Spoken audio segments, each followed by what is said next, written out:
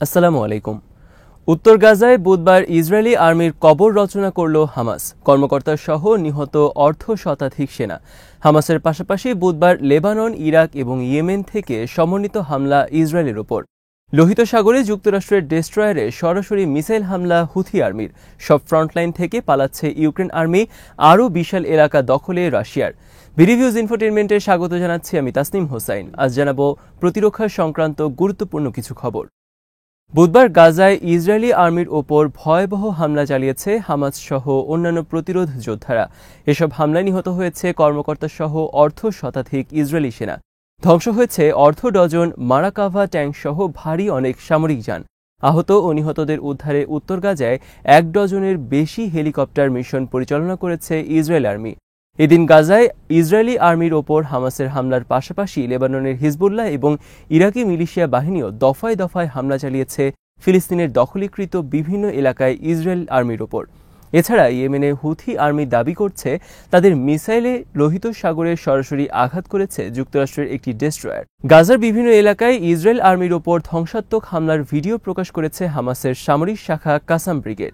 একই সাথে এসব হামলায় ক্ষয়ক্ষতির বিষয়ে বিবৃতি প্রকাশ করেছে কাসাম ব্রিগেড। আল কাসাম ব্রিগেডের বিবৃতিতে বলা হয়েছে, গাজার উত্তরে জাবালিয়া উদ্বাস্তু শিবির ক্যাম্প এলাকায় ইসরায়েলের 3টি ট্যাঙ্ক এবং 3টি সামরিক বুলডোজার উড়িয়ে দিয়েছে অ্যান্টি ট্যাঙ্ক আল ইয়াসিন 105 মিসাইলের আঘাতে।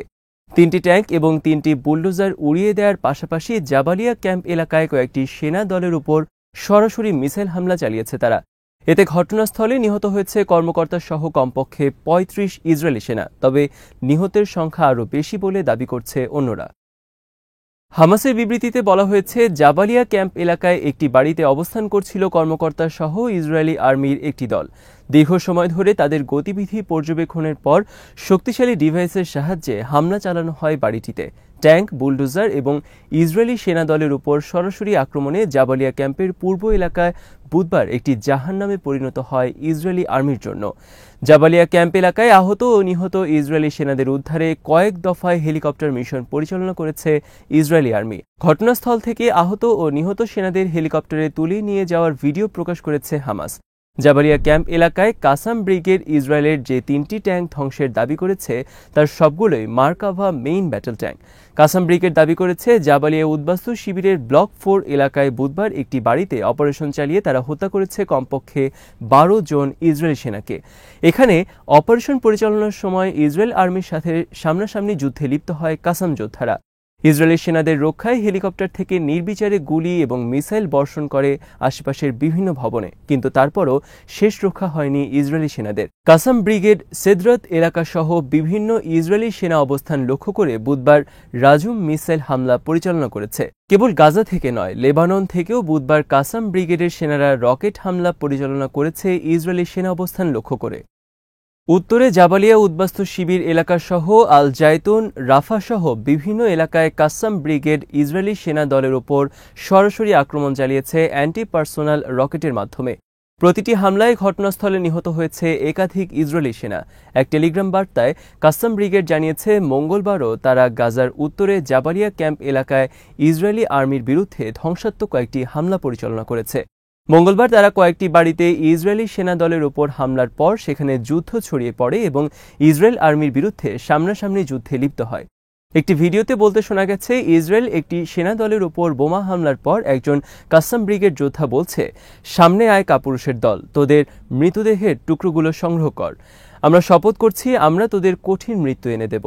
বুধবার গাজায় ইসরায়েলি আর্মির জন্য কবর রচনার প্রতিশোধে উত্তর ও দক্ষিণ গাজা জুড়ে নির্বিচার বিমান হামলা চালিয়েছে সন্ত্রাসী ইসরায়েলি আর্মি। এদিকে বিমান হামলা এবং স্থল অভিযান জোরদার করার কারণে গাজার দক্ষিণে রাফা থেকে এখন পর্যন্ত পালিয়ে যেতে বাধ্য হয়েছে 6 লাখের বেশি ফিলিস্তিনি উদ্বাস্তু।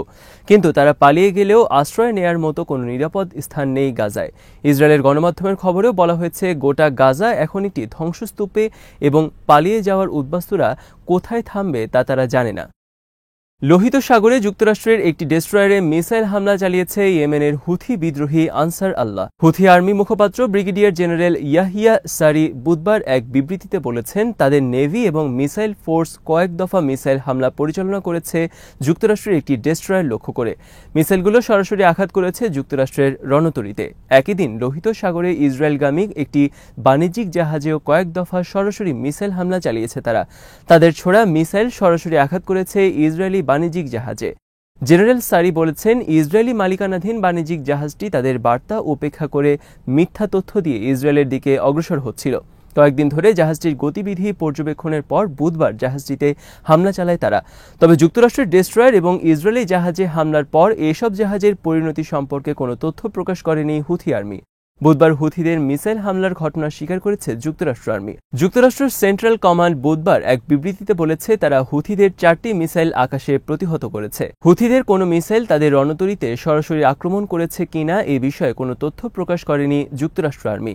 ইসরায়েলি জাহাজে আক্রমণের ঘটনার বিষয়ে নীরব যুক্তরাষ্ট্র। বুধবার লেবাননের হিজবুল্লাহ ড্রোন হামলা পরিচালনা করেছে ইসরায়েলের দখলে থাকা তাবারিয়ার পশ্চিমে ইলানিয়া ঘাঁটিতে।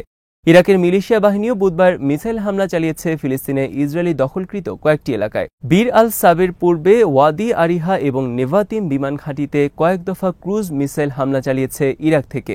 ক্রুজ মিসাইল উৎক্ষেপণের ভিডিও প্রকাশ করেছে সংগঠনটি। এছাড়াও ইসরায়েলের বিমান ঘাঁটিতে রাডার সহ কয়েকটি স্থাপনায় সরাসরি আঘাতের ভিডিও প্রকাশ করেছে হিজবুল্লাহ এবং লেবানন ভিত্তিক হামাসের কাসসাম ব্রিগেড। খার্কিভ সহ বিভিন্ন ফ্রন্টলাইনে বর্তমানে তছনছ ইউক্রেন আর্মি। একের পর এক ফ্রন্টলাইন ছেড়ে পালিয়ে যাচ্ছে ইউক্রেন সেনা। পলায়নরত ইউক্রেন আর্মির ওপর ড্রোন হামলা পরিচালনার ভিডিও প্রকাশ করেছে রাশিয়ান প্রতিরক্ষা মন্ত্রণালয়।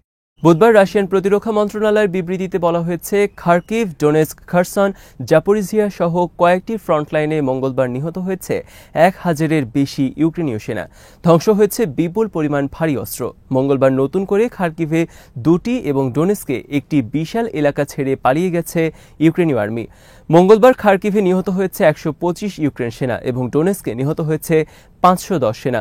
মঙ্গলবার বিভিন্ন ফ্রন্টলাইনে রাশিয়ান আর্মি ভূপাতিত করেছে একটি মিগ-29 ফাইটার জেট সহ 40টি ড্রোন। এর মধ্যে রয়েছে ইউক্রেনের ছোড়া 4টি হাইমার্স মিসাইল।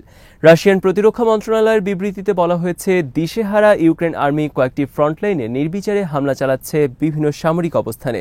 এসব হামলা সন্ত্রাসী কার্যক্রম ছাড়া আর কিছুই নয়। বিভিন্ন ফ্রন্টলাইনে ইউক্রেন সেনা অবস্থান এবং ইউক্রেন ভারী আর্টিলারি সিস্টেমের ওপর হামলার নতুন নতুন ভিডিও প্রকাশ করে চলছে রাশিয়া। আজ এখানেই শেষ করছি। সমরাস্ত্র, প্রতিরক্ষা এবং কূটনীতির নানা তথ্য জানতে চোখ রাখুন বিডি ভিউজ ইনফোটেইনমেন্টে।